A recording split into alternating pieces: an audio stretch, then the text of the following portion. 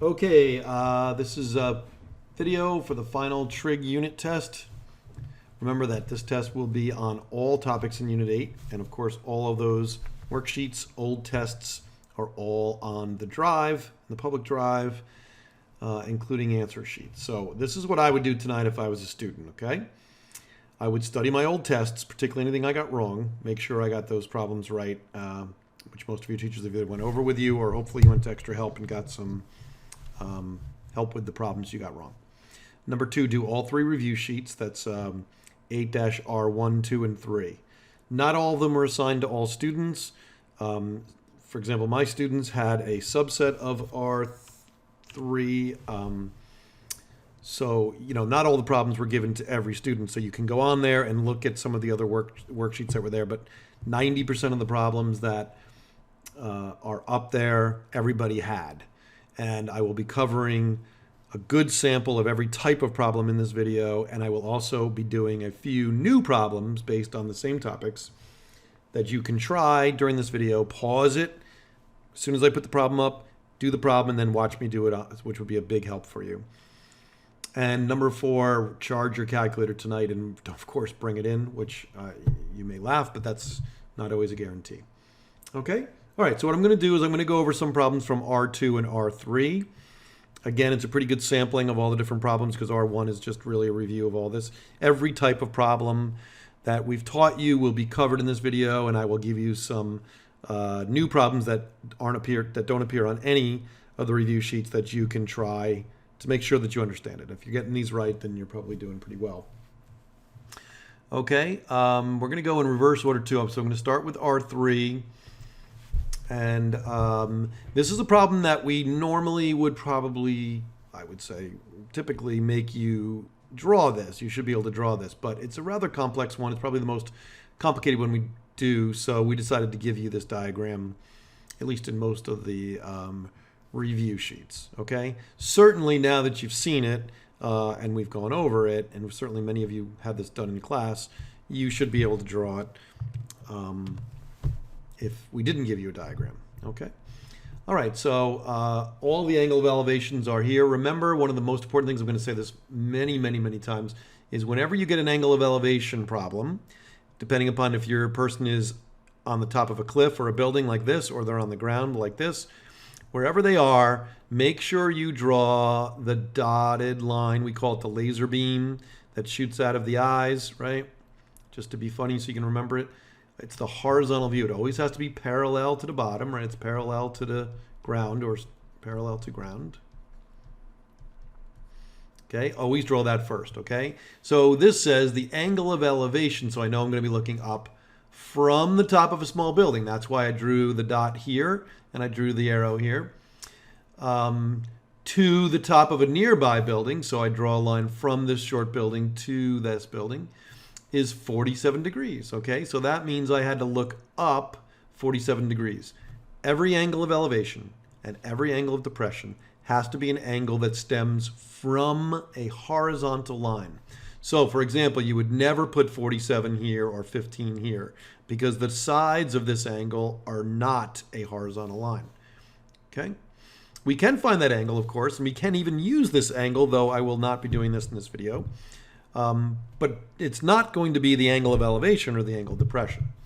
And of course, second is the angle of depression. So that means looking below my laser beam vision eye. From the top of the small building to the bottom of the small building is 15 degrees. So that's going to be a 15-degree angle, again, between the horizontal line and, of course, where your vision is, which is here. You're looking down to the bottom of the building. And that's it. To draw the diagram, that's really all you have to know. The key is... and as of today, most of my students, when I checked homework today, were not drawing this dotted line despite being told to do it for 3 days in a row. So by now, I hope everybody's ready to do that when you get to the test. They give us one dimension here. They said the 30 feet high building. Okay? All right, well, we have lots of triangles that we could work with. I'm going to stick with this triangle, which is convenient because the angle's already inside it. As you'll see in some of the other problems, we sometimes have to transpose or find an equivalent angle to the 15 in a different triangle, but this one's very easy. The only thing we do have to move is the 30. So the side of this triangle here, I actually don't want to put it on the inside, so I'm going to put it on the outside, is 30. So this is 30, okay? Because this is a rectangle, right, all the way around here, and therefore we know that that's 30. Always put your right angle in the triangle because that's very important for you to know where your hypotenuse is. The entire first video that I posted during the snowstorm 3 weeks ago discusses how to find O, H, and A. If you're still struggling with that, or you still haven't memorized sine, cosine, and tangent, SOHCAHTOA, which we should really put at the top of every page, please go back and watch that video. That video also, at the very end, does review how to find missing sides and angles, which is about 90% of what we're doing today, or at least on these problems that I'm focusing on. Okay, so we're looking for this y. That's what do I want, and this is what do I got. And from the 15-degree angle perspective, this is the opposite, and this is the adjacent, okay? So to get those in a ratio with the angle, I'm going to use tangent, right? TOA, opposite over adjacent. So the tangent of 15 degrees, which is just some decimal number we're going to get from a calculator, is equal to the opposite over the adjacent. I'm not going to go over how to solve. Well, okay, I'll do it once, right? But we've done this many, many, many times in class. So you multiply both sides by y. Okay, and this is what you get left. Y times, and I like the times there to help you, tangent of 15 degrees equals 30 because these y's reduce. Okay, and then to get y by itself, I'm going to divide both sides by the tangent of 15. You don't have to show this level of work, though I do recommend it for students who are struggling. Okay, you can just show this final step. And I'm going to put this in the calculator, right? So on the calculator, I'm going to press 30 divided by, and then the tangent key, and then, of course, 15. And make sure, please make sure, particularly if you replace your batteries, that your calculator is in degrees, not radians, which is the default, by the way. And this becomes 111.96. It's rounded to the 100th place, just in case I need to use this number for some other calculation, which, in fact, I do. So I'm going to label it here. I'm going to go over my y here, a little messy, but that's okay. 111.96. Okay, so why is that number important? That has nothing to do with the height of the building. Well, that number is going to allow me to use the upper triangle, which I'll highlight with a different color.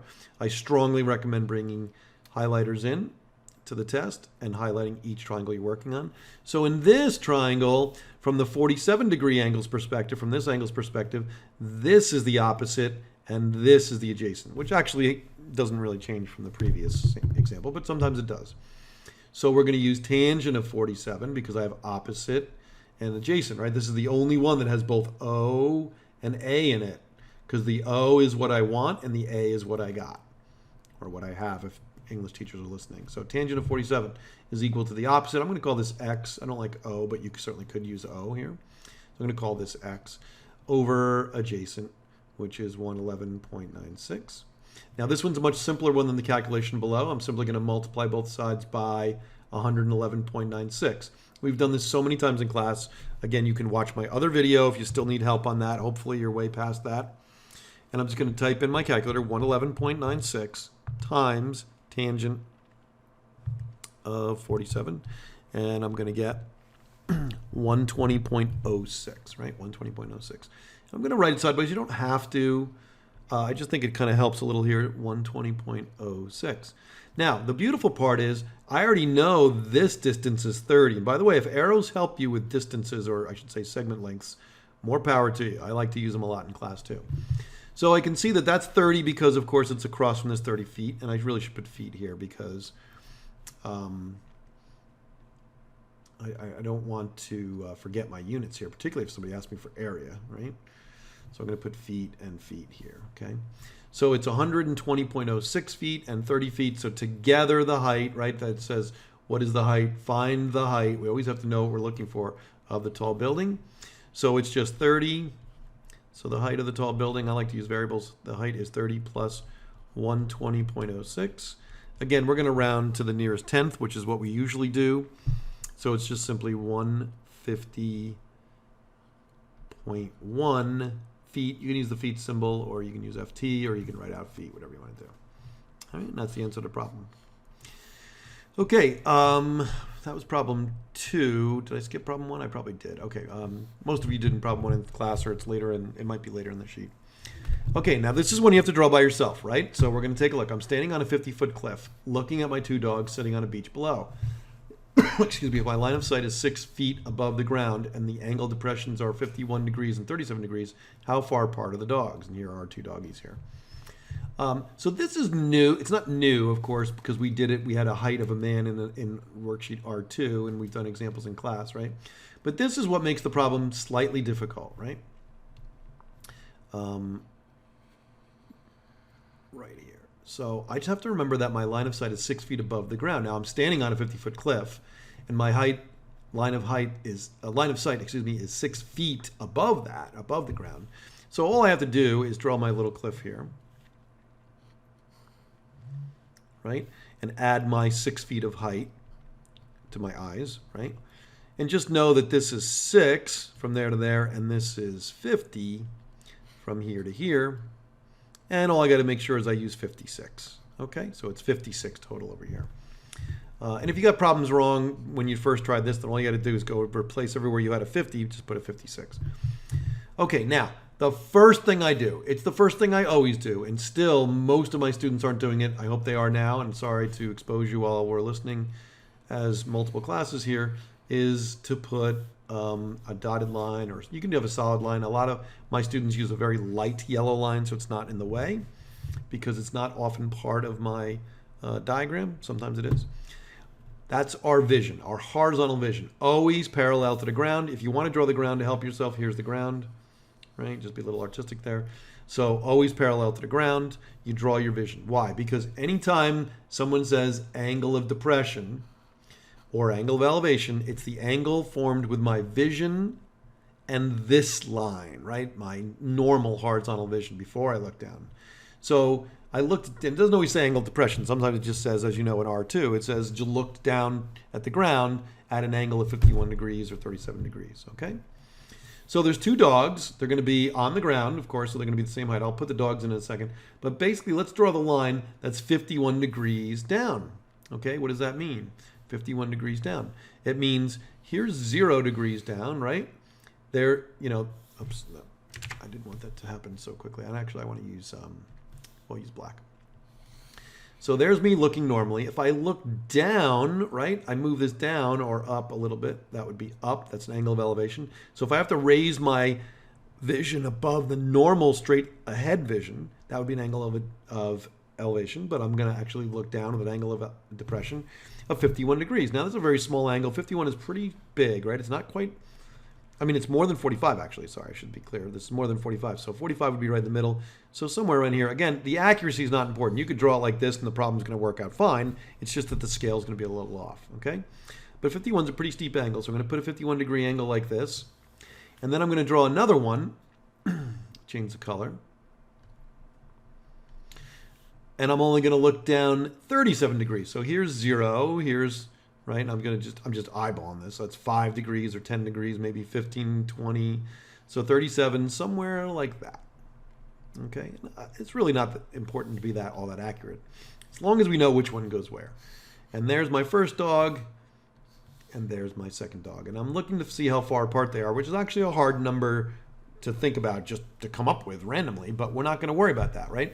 Instead of finding this right away, as we know, because we've done many problems like this, is we're going to find the bottom of this triangle, whatever that is. We'll name that X if you want to, which I will. And we're going to find the length of the big triangle, which goes here, okay? We'll call that Y. And as I mentioned to you too, if you're struggling with this, most people like to do it as one problem. You're welcome to draw the two triangles separately. For example, I'll just draw small versions. You could make it bigger, and you do get scrap paper tomorrow. So you could draw one triangle like this, and then draw the other triangle like this, right? And then put your right angles in, fill in your 56 on both of these. See, 56, put your angles up here, or they're actually going to go down here when we're done. Okay, and you can work out the problem as two separate pictures. Or bring in highlighters. That's what I like to do. So we're going to highlight one of the triangles. So I'm going to highlight this side, and this side. So we're going to highlight one of the triangles. Put our right angle in, okay? And then we'll highlight the other triangle. Now, the problem is, a lot of you try to put the angle in here, which is not the case, right? the two angles, one of them here, that's the lesser of the two angles, that's 37 degrees. And this one's harder to draw, right? Because it goes from here to here. See, that's a big spread, right? And that one is 51 degrees, okay? The problem is, if you look at my yellow triangle, the 51 degree angle is not in the yellow triangle, okay? So I have two choices. I could find this angle because that and the 51 make up a 90. Or what we more commonly do in class, and I usually recommend to do, is look at the two parallel lines and the transversal, the big Z. So if you see the letter Z, you know that the inside of the Z's are both the same. Okay, the inside of the Z is both the same. Now I'm going to erase all these lines because it's a little complicated. And of course, you can just use a highlighter if you want to do it on a test. But basically, this angle is 51 degrees because it's alternate interior with this angle. And this angle here is 37 degrees because it's alternate interior with this angle. And this almost always works the same. Okay, so let's stick to the yellow triangle. I'll make my calculations yellow, though I make it a dark yellow so we can read it. So I'm going to work in this yellow triangle here, and I'm going to do the calculations to solve for x. I have an angle 51. I have a side 56. And I have an x, an unknown side. So what is the relationship between 50 and x as far as, remember, SOHCAHTOA goes, right? Well, from this angle's perspective, I don't have the hypotenuse, see? But I do have the opposite and the adjacent, so we're going to stick with TOA again. So that means I'm going to get the tangent of 51 degrees is equal to the ratio of the opposite leg, which is 56. Don't forget the 6 for the man's height. Over x. Okay? I'm not going to do this. I just did it on the previous slide. If you're still confused as to solve for x, A, that means you probably haven't been doing your homework, and B, you can go back to the previous slide to see how I did it with y. But the end result, right, is going to be x equals 56 over tangent of 51. Okay, we're going to put that in our calculator. 56 divided by key, then press tangent of 51. And we're going to get 45.35. Now, I rounded it a little bit, right? So, you know, if you want to write approximately to be fancy, which is a good idea, 45.35. But I am keeping it to the hundredths place because that's very important, right? So this distance here equals 45.35. Because if we're going to use that number for some other calculations, it would be very important. Now, for the blue, and I'll highlight it in blue, right? As I go through each problem, I'm probably not going to spend as much time as I'm doing now, right? So in blue, but as we get warmed up, let's say, I will be much more detailed as I am now. So for this big blue triangle, now we're going to ignore the yellow triangle. We're going to have a 37 degree angle, and we're going to have the same 56, and we're looking for the bottom again. So it's the same exact formula as far as, tangent versus another angle, right? But it's a different angle. Tangent versus sine or cosine. So it is the same ratio, and it is also still 56, but the angle is different. That's a smaller angle, so it's going to give us a different value, of course. And I'll just do this in the calculator, of course, multiply both sides by y, divide by tangent 37. That should be like the 50th time you've seen that, or 60th time you've seen that, right? So it's 56 divided by tangent of 37. You don't have to show the work. The minimum in the test is to show exactly what I showed. This is step 1. And then you can show the answer. It's completely legit. You can also, of course, show all the steps. And I do recommend that when you're struggling, as we've mentioned in class, 74.31. Okay, so y is equal to 74.31. Now, notice, sometimes they ask you for something mildly difficult like this, the distance between the dogs, and you look at it and go, that's not part of any of my formulas. So I always say to you the same thing. Okay, so don't find it. Find everything else in the picture. Find all of the angles and all of the sides. And as you're working through that, the answer will kind of pop out at you. So I hope everybody can see that the distance between the dogs, right, this unknown distance, is just the difference between the blue and the yellow, right? So I'm going to just subtract the 2 on my calculator, keeping all my decimal places that I have on the screen. And I'm going to get 28.96. Now, I'm so glad we have this example. In fact, it was planned this way. Right, the answer between the dogs, the distance between the dogs, comes out of my calculator as 28.9645. I'm going to write that over here just to teach you. 0.9645. Okay, well, in general, we round to the 10th place unless it says differently. It didn't say here, so I'm going to round to the 10th place. So I go to the 10th place, which is 9, and I look one number past. If that number is 5 or higher, I have to add 1 to 9, which makes it 10, which means it's 0, carry the 1. So my answer is 29. However, this will yield you, as you noticed in the last quiz, 1 point off. Because if it's rounding to the 10th place, you have to show the 0.0. If you've had Dr. Stoller, you know this. Of course, I also want units. This is feet. So whenever you have a word problem and somebody's asking you how far away two things are, you better put the units so they know what you're talking about. And 29.0 tells the reader, whoever's receiving this data that you've done for some job, knows that you're very accurate. If you just write 29, they say, oh, it could be 29.4. I guess he's not that accurate. But when you say 29.0, then they know that you are accurate to the 10th place. All of this work is worked out on the answer sheets, by the way, so this is just a lot of review. Very easy problem. Ben Franklin has an angle of elevation of 68 degrees. Okay, now, in this problem, we're ignoring the height. They didn't mention anything about the height of the man. They didn't say from eye level, right? He, in theory, he laid down on the ground and measured this angle, perhaps. And of course, this is just a rough problem because, as you can see, it's curved here. So we're just approximating, and we're going to form a right triangle. Okay, and the one number he knows is that I've used 1,890 feet of string. So 1,890 feet of string, right? That's not the height because, of course, it's diagonal. And they want to say, how high is my kite? Okay. Well, when we look at SOHCAHTOA, we have the opposite. I shouldn't put H here, right? Because you're thinking that's hypotenuse. So we'll put a Y there or something, okay? Because from the 68-degree perspective, that's the opposite leg, and this is, well, from no matter where, is the hypotenuse, okay? So it's opposite and hypotenuse. That's so sine is equal to opposite over hypotenuse. So the sine of 68 equals y over 1890. By the way, I'm going to tell you something about being human, which you probably already know, particularly because I'm rushing and I'm not checking my work always to try to get this video done on time. I often make about one mistake per video. So usually it's something small, but not always. Sometimes it's a wrong answer. So if you see any of my answers here that feel weird or you don't get the answer, do check Miss Serrano's answer sheet online. And if your answer matches one of either my video or the answer sheet, then you know you got it right. And you know, it's probably, now that I said it, I'm probably not going to make a mistake today. But just in case it doesn't match, always check the answer sheet online too. And I would say the majority rules in this case. All right, so y is equal to, when you put that in your calc, multiply both sides by 1890, of course. I don't have to teach you how to do that, I'm hoping. 1752.4. Not that they said what to round it to. We probably wouldn't be 10th place, but we do that as a habit. And of course, this is feet. So let's make sure we use feet because this is a word problem. All word problems should have units, particularly if you were given units. Okay, this is a good problem because you have to draw it yourself. An observer on a cliff, 1,200 feet. So again, we're at the top of a cliff. Notice how bad my artistry is here. You don't have to worry about that. And notice, too, it says an observer on a cliff. It doesn't say how high the observer is. It doesn't say he's a foot tall. So we're going to assume the observer is just a dot, right?